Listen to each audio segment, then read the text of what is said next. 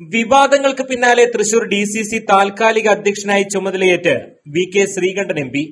പ്രശ്നങ്ങൾ പരിഹരിച്ച് ജില്ലാ കോൺഗ്രസിനെ മുന്നോട്ട് കൊണ്ടുപോകുമെന്ന് VK ശ്രീകണ്ഠൻ പറഞ്ഞു.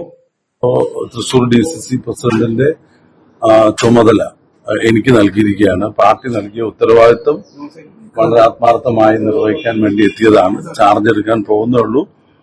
വിശദമായിട്ട് നമുക്ക് പിന്നീട് പ്രതികരിക്കാം. നിങ്ങൾ പറയുന്ന പോലെ പരാജയം ഉണ്ടായിട്ടുണ്ട്. അതുകൊണ്ടാണ് ഇത് ഒരു പുനർചിന്തനത്തിന് വഴിവെച്ചിരിക്കുന്നത്. എന്തായാലും അങ്ങനെ ഒരു എഴുതി തള്ളാൻ കഴിയുന്ന ഒരു സ്ഥലമല്ലല്ലോ. ഒരു തെരഞ്ഞെടുപ്പിൽ തിരിച്ചടി ഉണ്ടായെന്ന് കരുതി എല്ലാം അവസാനിക്കുന്നില്ല. അതിൽ നിന്നും പാഠങ്ങൾ ഉൾക്കൊണ്ടുകൊണ്ട് ഞങ്ങൾ ഒറ്റക്കെട്ടായിട്ട് പ്രവർത്തിച്ച് കോൺഗ്രസിനെ മുന്നോട്ട് കൊണ്ടുവരിക എന്നുള്ളതാണ് ലക്ഷ്യം. ഒരു തെരഞ്ഞെടുപ്പിൽ പരാജയപ്പെട്ടു എന്ന് കരുതി ഒന്നും അവസാനിക്കുന്നില്ല എന്നും തോൽവികളിൽ നിന്നും പാഠം ഉൾക്കൊണ്ട പാർട്ടിയാണ് കോൺഗ്രസ് എന്നും ഒരുമിച്ച് മുന്നോട്ട് കൊണ്ടുപോകുമെന്നും VK ശ്രീകണ്ഠൻ പറഞ്ഞു.